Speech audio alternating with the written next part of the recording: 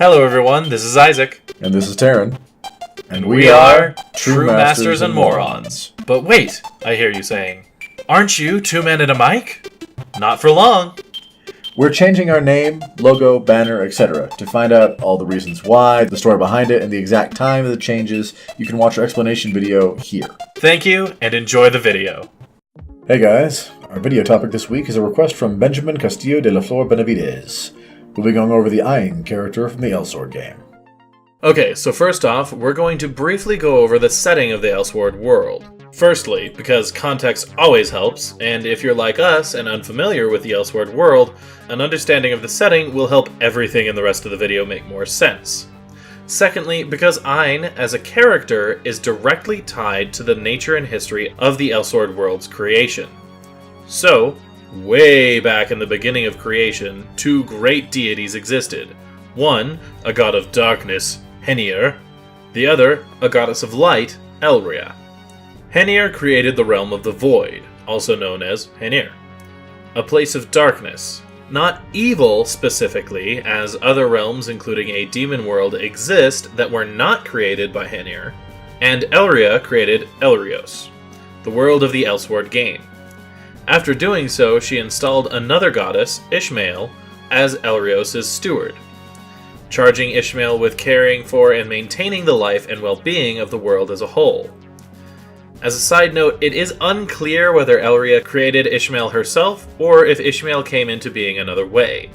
The distinction has also, so far, been unimportant, though it is worth noting that Ishmael is definitely a subordinate deity who works for Elrios, not an equal who works with Elrios.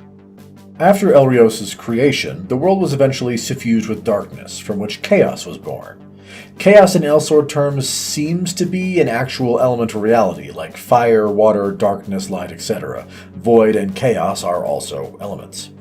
In this state, life could barely cling to existence, much less flourish. As such, Ishmael, who in addition to being commanded to watch over Elrios, truly loved and cherished the world that was her responsibility, sent a gigantic crystal that would eventually come to be known as the El down to Elrios. From that point on, the El acted essentially as the seed or bed of all life.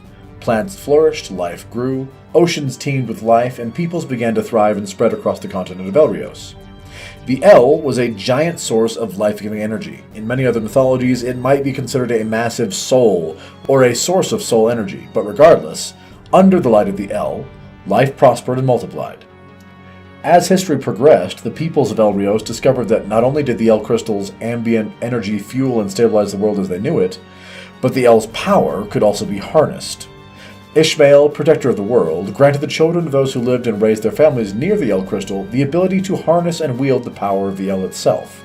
What's more, over time it was discovered that El energy could be harnessed technologically as well, leading to advancements in life, comfort, and wellness for many, as well as the creation of robots powered by the El and eventually given intelligence, called Nasods.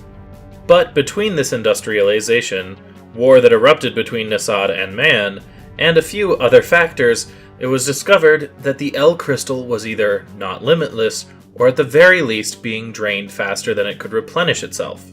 Real-life eco-parallels! And the world was brought to the edge of destruction as man and machine destroyed each other, and the El crystal's power diminished. Or at least the integrity of the crystal itself began to weaken to the point of imminent collapse, causing the life of plant, animal, and man to weaken or wither entirely. Chaos gripped the land as the world literally began to fall apart. Great quakes divided the land, the seas rose and flooded previously habitable places, and everything looked like it was going to be the end of times. In response to this, Ishmael found on Elrios a woman who resonated particularly closely and powerfully with the El crystal, and granted unto her a portion of Ishmael's own spirit and power. With this newfound strength, the mortal woman was able to stabilize the El crystal and, resultantly, literally returned order and strength to Elrios itself. The woman in question became revered as the El Lady, which became a title as over time the El Lady would eventually be consumed or bonded with the El crystal, and a new El Lady would be chosen, gifted spirit by Ishmael, and continue the cycle of bonding and strengthening the damaged crystal, before eventually joining with it. As such, the position was treated with the utmost respect, as not only was the El Lady important to the continued life of the world, but it was a known fact that the El Lady gave her own life in order to fulfill that all-important purpose. This is where Ain comes in.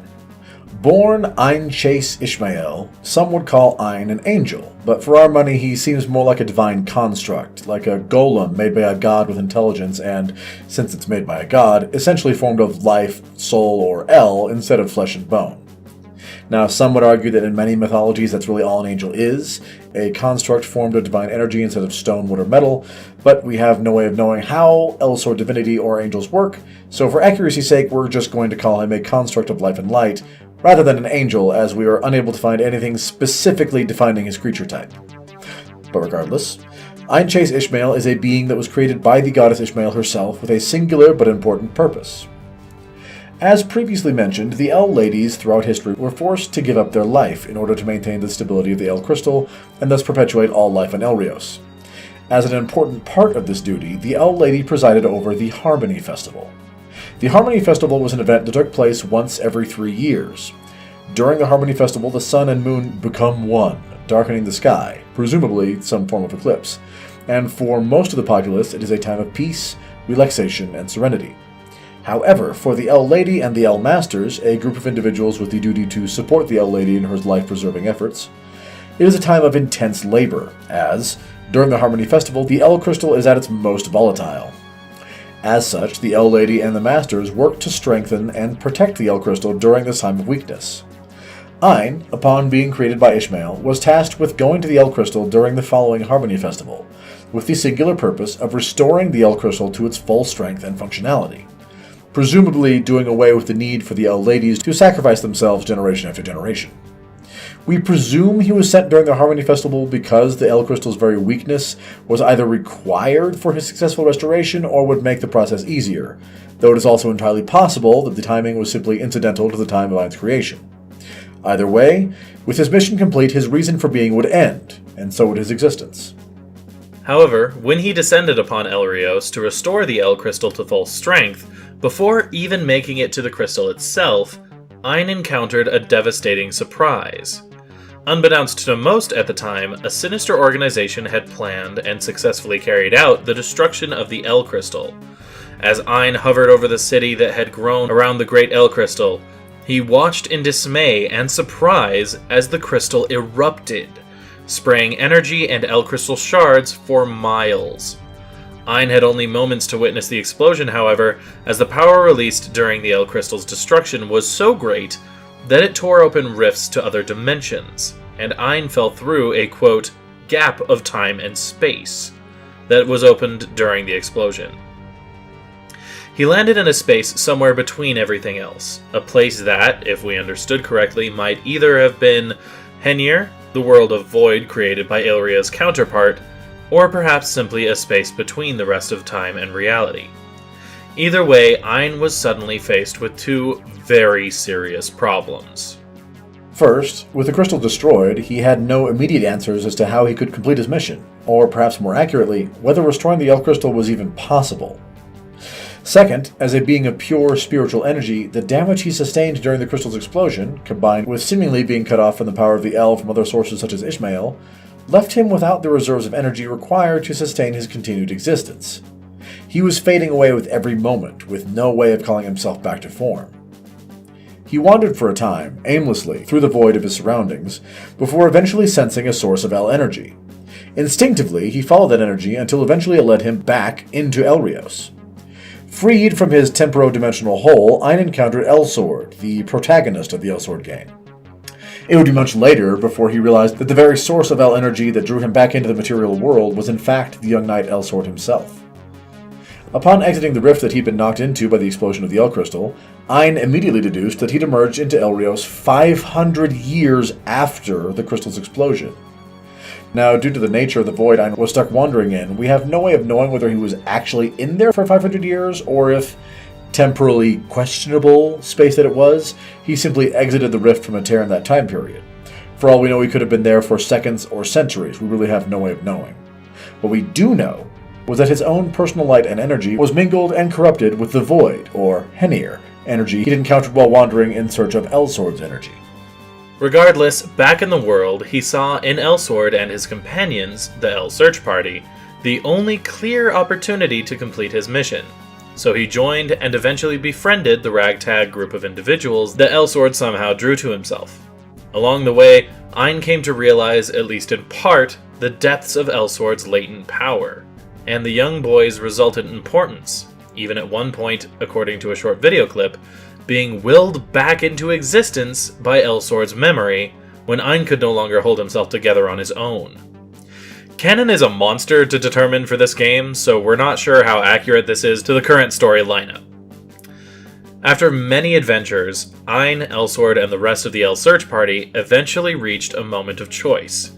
They were faced with the possibility of restoring the El Crystal by either reinstating the currently broken cycle of generational El Ladies, which is its own thing, but for simplicity's sake, for our purposes, most importantly would have meant the eventual death of Elsword's sister as the next El Lady. Or fueling the El Crystal with a mystical mineral known as Dicyon, which would negate the need for sacrifices. Elsword, unwilling to sacrifice his sister for the El Crystals, and realizing that the Dicyon solution was temporary, even if their supplies lasted hundreds of years, it would eventually run out, and then they'd be back to square one. Elected to go for a third option, and using his connection to the El, reforged the El Crystal with himself as the core. Whether this would have created a permanently stable crystal or not is left sort of slushy, but the El Search Party was informed that if Elsword remained bonded to the El Crystal, he would go the way of all the El Ladies of generations past. So his friends removed him from the crystal, determined to find another way to break the sacrificial cycle, without losing one or more of their friends, and or kicking the bucket further generations down the road. During this whole process, Ain had a slight crisis of existence, which, due to the weirdness of his whole creation, went largely unnoticed by most of his comrades. With the El Crystal restored, he immediately began to fade from existence. His design task completed, he was no longer needed, and he began to cease being. But as he pondered this, knowing that Elsword and the El Search Party as a whole were integral to the continued safety of Elrios, he dismayed and prayed that he be allowed continued existence, so that he may protect the El Search Party, and thus the world, for the foreseeable future. He realized only afterward that his prayer had been granted before it was even uttered, as he should have vanished immediately, but instead of letting him expire, Elria, the greater goddess and ruler of his creator, Ishmael, had taken Ain into her own custody, and under her jurisdiction granted him continual life that he may serve and assist Elsword and the others. He was brought back into being, with his friends none the wiser for his all but missed absence. After extracting Elsword from the El Crystal, the group proceeded to try and find another way to stabilize and refuel the El Crystal, and as their journeys progressed, Ain, witnessing the collective power of his friends and comrades, began to despair that perhaps he was not needed, that he had no purpose and should give up and give himself back to his goddesses. In the depths of his malaise, he was prompted by one of his friends to find his own reason for being. He was told that he was too focused on everyone else, that he should find a reason to be for him, for Ainchase Ishmael, not for his friends, Elria, or anyone else. He was asked to figure out what he wanted to do, wanted to live for. After a time, he came to a decision. It had been a long while since he'd been able to hear Ishmael or feel her presence. Feeling that something had happened to his creator, he resolved to seek out what had happened to her and restore her power over Elrios once more. So far, that's as far as Ain's story in the greater arc of Elsword goes. But what makes that last decision very interesting is Ain's relationship with the Elsword game's class system. Like all other playable characters in Elsword, Ain can select from one of multiple class trees to pursue as he levels up. However, Elsword is an uncommon game in that for all characters, including Ain, each of these classes involves character development and growth. In Ain's case, from fledgling spirit construct to full-powered being of some kind. What makes this class system interesting in regards to the story is that for Ain, his class progression very much dictates or mirrors his personal progression. Essentially, by following each tree, he completely changes as a person. These changes, in at least one case, seem like they'd affect his final choice to seek out Ishmael. If you're familiar with Cole from Dragon Age Inquisition, and the late-game choice of becoming more fully human or more fully spirit, Ain's choices are similar in nature. By following one path, he fully embraces his divine nature, becoming more and more deific and divine as he progresses, until he eventually wields power comparable to that of a minor god. By following another, he embraces his humanity and recognizes the dual nature of his quasi-mortal and divine origins, while accepting that, though he was created by Ishmael, he has very human components. He has free will, agency, emotions, and the ability to decide what the best path is on his own, without needing to follow others to find or have purpose in his own life. And in doing so, gains power to match even the mightiest of his fellow heroes. Lastly, in his third tree, he instead refuses and rebukes his divine links to creation, feeling rage and despair upon realizing that, as a creature made to fade to nothing when his mission was done, he meant nothing to his goddess. So he instead embraces the powers of chaos that he encountered in the void between worlds, casting away all vestiges linking him to Ishmael. Even his body, formed from her light, begins to degrade, being replaced by the void energies of Henir, until he finally rises as a, or perhaps the, Great Lord of the Void. And that's basically Ainchase Ishmael, divine creation sent to restore life and balance to Elrios. We hope you enjoyed this video. If you did, please leave us a like, and if you have ideas for videos you'd like to see us do in the future, do like Benjamin Castillo de la Flor Benavides, and let us know in the comments down below. And if you'd like to see more videos from us in the future, be they lore or let's play, go ahead and hit that subscribe button. In the meantime, this has been True Masters and Morons, signing off. Thanks for watching this video. If you want to see more like it, hit this subscribe orb. To see our last Let's Play, click or tap the link on the right. For our last lore video, go to the link on the left. And for a video chosen by the gods of YouTube from our channel, hit that link on top. Thanks for watching, and we'll see you next time.